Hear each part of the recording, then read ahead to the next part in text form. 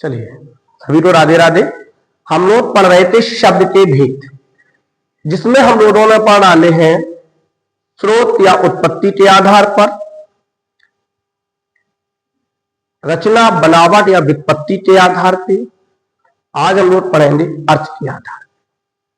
चाहो तो मैं दोबारा रचना के आधार पे पढ़ा दूं। चलो आज अर्थ के आधार पर पढ़ें। अर्थ की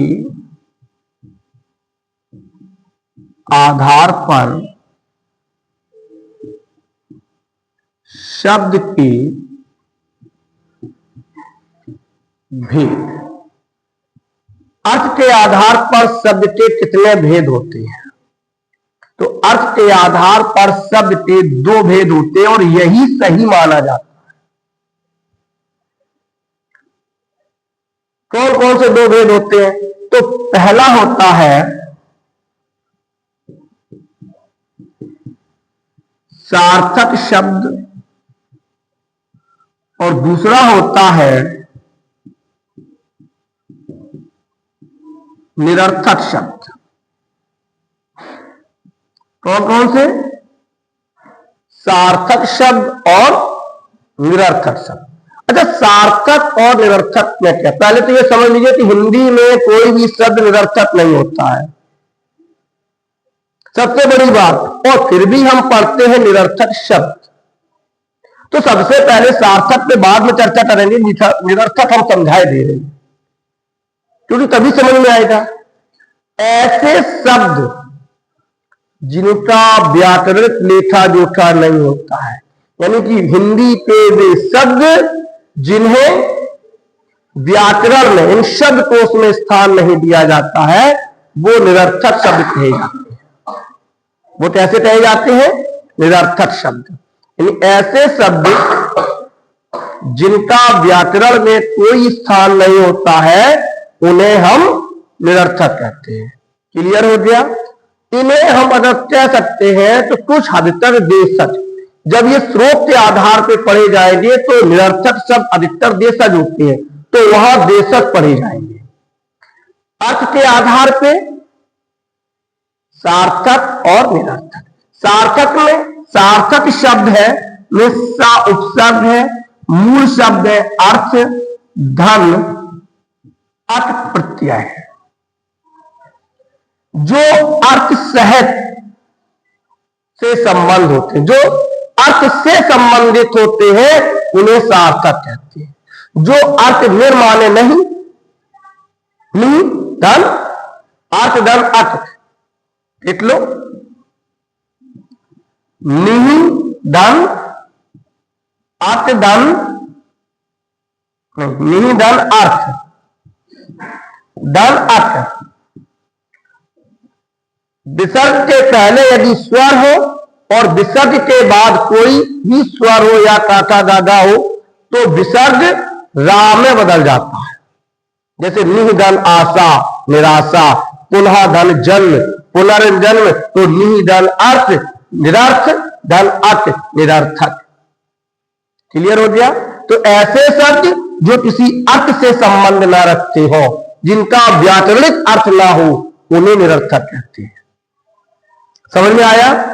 तो शब्द पे जब हम चर्चा करते हैं तो आज हम सब चर्चा करते हैं सार्थक शब्दों की। किस पर? सार्थक शब्द।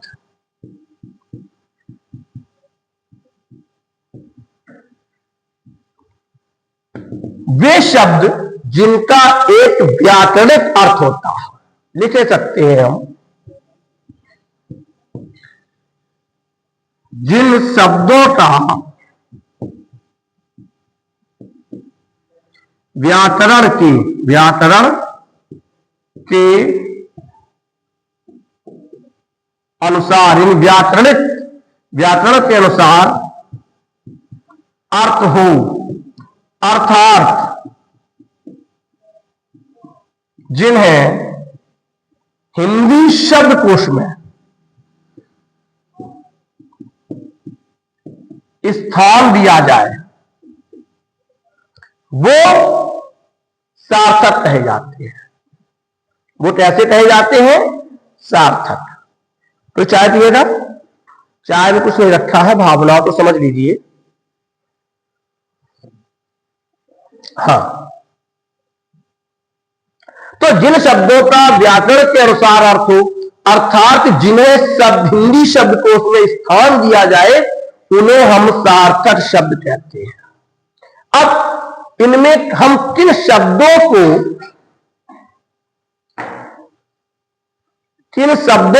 हम हिंदी शब्दकोश में स्थान दे सकते हैं, यानी कौन से शब्द हमारे सार्थक होते हैं? तो सबसे पहले जितने भी तत्सम शब्द होते हैं, तत्सम शब्द कैसे हैं? सार्थक है। हम लोग पढ़ते आए, अग्नि है, जल है, नीर है, पंकज है, तोयज है, अंगरक्षक है। तो जितने भी सार्थक शब्द, हस्त है, पद है, बालक है, कमल है, तो जितने भी तत्सम शब्द होते हैं वो सब किसकी श्रेणी में आते हैं? सार्थक शब्दों की श्रेणी में। तत्सम शब्द, वैसे तत्सम शब्द क्या है? स्रोत के आधार पे तत्सम है, लेकिन अर्थ के आधार पे जितने भी तत्सम शब्द होते हैं वो सार्थक होते हैं। तद्भव शब्द सार्थक नहीं होते हैं, क्योंकि उसमें जैसे अग्नि से आग और आग से आगी, आगी, अग्नि, आग और आदि, ये बेशक हो गया, यानी निरर्थक हो गया। इससे ये बना है, इसका बदला हुआ रूप है। तो तद्भव को हम सार्थक में नहीं लेते हैं, क्योंकि इनके कुछ शब्द तद्भव ऐसे होते हैं जिनका व्याकरणिक अर्थ नहीं होता है, लेकिन अग्नि का व्याकरणिक अर्थ है, अग्नि का व्याकरणिक अर्थ है, तो तत्सम शब्द हमारे सार्थक होते हैं। दूसरा आता है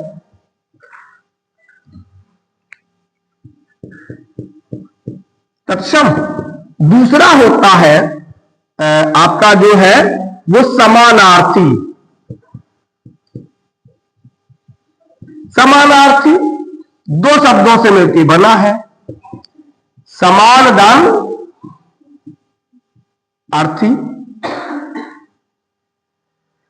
जिनका अर्थ समान होता है।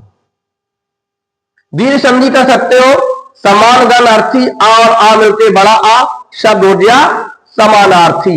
ऐसे शब्द जिनका समान अर्थ निकले, इन्हें हम पर्यायवाची भी कहते हैं। इन्हें क्या कहते हैं? पर्यायवाची। जैसे हमने कहा अग्नि, अब अग्नि क्या? जैसे आग हो गया, हुतासन हो गया, जल दहन हो गया, पावक हो गया, इन सबका अर्थ क्या निकलेगा? अग्नि। तो जो समान अर्थ देते हैं, आग माने अग्नि, हुतासन माने अग्नि, दहन माने अग्नि, पावक माने, तो इन्हें हम क्या कहते हैं? समानार्थी। जैसे जल, नीर, तोए, बारी, पानी। अब पानी जैसा हो जाएगा, तो नीर, जल माने नीर, तोय माने नीर, बारी माने नीर, यानी पानी। अब यदि इसमें कमल के जोड़ना है तो जा जोड़ते जाइए, नीरज, तोयज, बारिज, पंकज, दा जोड़ते जाओ, तो नीरज, तोयद, बारिद, पंकज, जलद, बादल की बनती जाएंगी। और अगर छोटा भी जोड़ते जाओगे तो ये सागर की बन, जलदी, नीरदी, तोयदी, बारिदी, अम्बुदी, अम्ब माने भी पानी होता है। तो इन्हें कहते हैं हम समानार्थी शब्द। ये भी कैसे होते हैं? सार्थक होते हैं।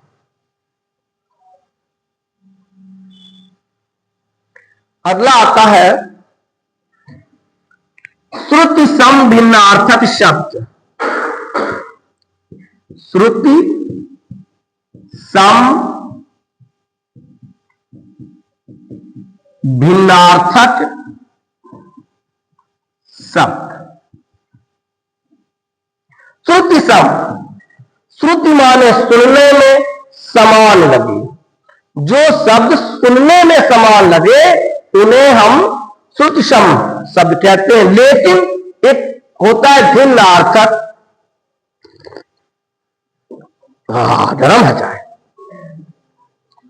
श्रुति सम सुनने में एक जैसे, अर्थ भिन्न भिन्न। उसे हम जैसे शब्द है अनल, अनिल, दोनों एक जैसे हैं। अगर थोड़ी सी भी हवा डर जाए ना सुन पाओ तो एक जैसे सुनने में लग रही। लेकिन अनल माने क्या होता है? अनिल माने क्या होता है? वायु है। अंश, अंश,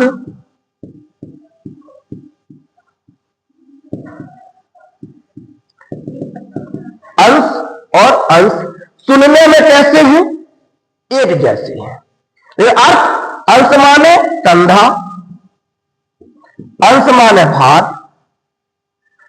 तो जो शब्द सुनने में एक जैसे हो किंतु उनके अर्थ भिन्न भिन्न होते हैं उन्हें श्रुति सम भिन्नार्थक शब्द कहते हैं। और ये भी कैसे होते हैं?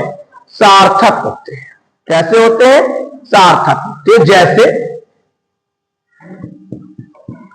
जगत,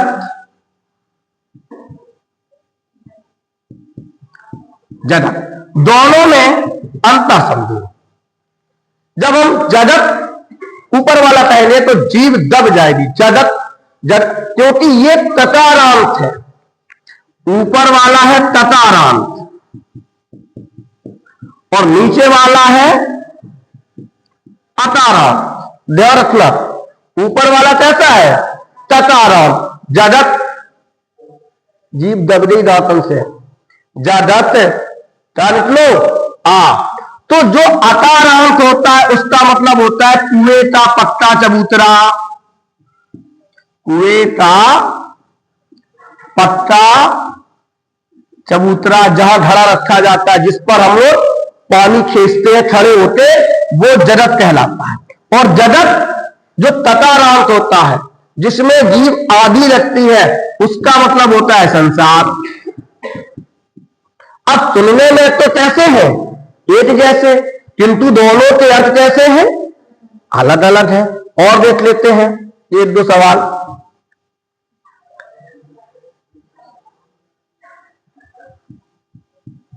अंत, अंत्य सुनने में कैसे है? क्या है ये बताओ?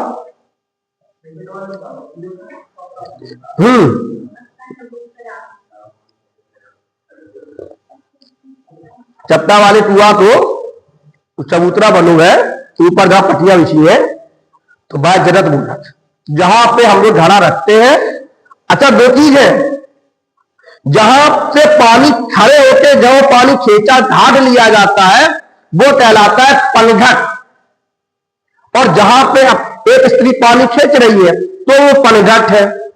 और जो दूसरी स्त्री खड़ी है घड़ा लेके पक्के चबूतरे पे जहां घड़ा रखा है वो जगत कहलाता है। कुएं का पक्का चबूतरा जगत कहलाता है। अंत, अंत्य, अंत माने समाप्त। भैया अब तो अंत है, समाप्त है। अंत्य माने नीचा। कैसा? नीचा। अगर इसमें हम जा लगा दें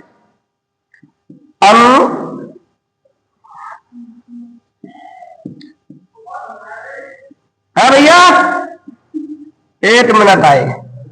अंत्यज,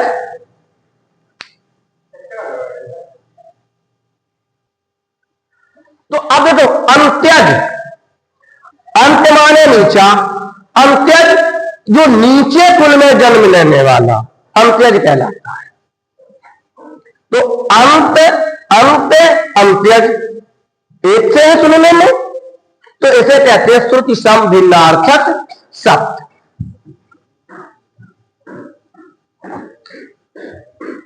अगला आता है अनेकार्थी शब्द। कौन सा? अनेकार्थी शब्द, यानी ऐसे शब्द जो एक से अधिक अर्थ देते हैं। वे शब्द जो एक से अधिक अर्थ होते हैं जिनके, उन्हें हम अनेकार्थी शब्द कहते हैं। जैसे हमने कह दिया अंक। अब अंक माने एक तो संख्या हो गई, एक गोद हो गई, एक प्रदेश हो गया, क्षेत्र, तो अंक। सारंग, एक तो मोर हो गई, कोयल हो गई, चंद्रमा हो गया, दीपक हो गया, साड़ी हो गई, घड़ा हो गया, खंजर पक्षी, सारन ले सारन चली कर सारन की ओर। सारन माने स्त्री हो गई, सारन माने नाखून हो गया। तो जो शब्द एक से अधिक अर्थ देते हैं उसे हम क्या कहते हैं? अनेकार्थी शब्द। और देख लेते एक दो।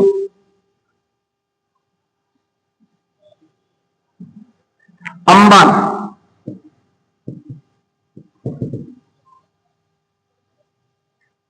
अंबर, अंबर माने वस्त्र और अंबर माने आकाश। एक श्लेष अलंकार का उदाहरण है, मंगल को देख पट, देख बार बार, पट माने वस्त्र, पट माने किवाड़। एक कनक, कनक, कनक माने कनक, कनक माने सोना, कनक माने, कनक माने पलाश। तो जो शब्द एक से अधिक अर्थ देती हैं उन्हें हम क्या कहते हैं? अनेकार्थी शब्द। ये शब्द भी सार्थक शब्दों की श्रेणी में आते हैं। अगला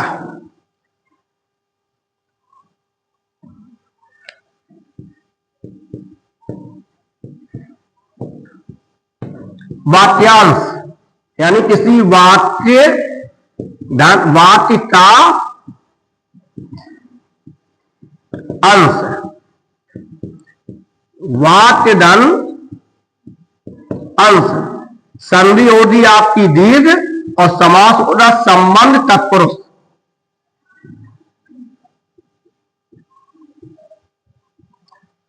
किसी वाक्य का अंश, इसे हम कह सकते हैं अनेक शब्दों के स्थान पर एक शब्द।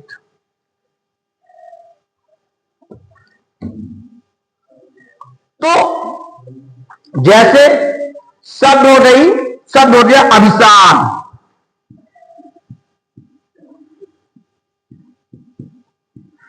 सार्थक शब्द है। अभिशाप किसे कहते हैं? प्रिय से मिलने जाने वाली नायिका, उसे अभिशाप कहते हैं। प्रिय से मिलने जाने वाली नायिका तो क्या कहा जाता है? अभिशाप। जैसे शब्द हो गया आपका टकसाल, तो सिक्के ढालने के स्थान, जहां सिक्के ढाले जाते हो वो टकसाल। यानी क्या है? ये सभी एक वाक्यांश है। अनेक शब्दों के स्थान पर एक शब्द का हम प्रयोग करते हैं। जैसे शब्द आ गया क्षितिज।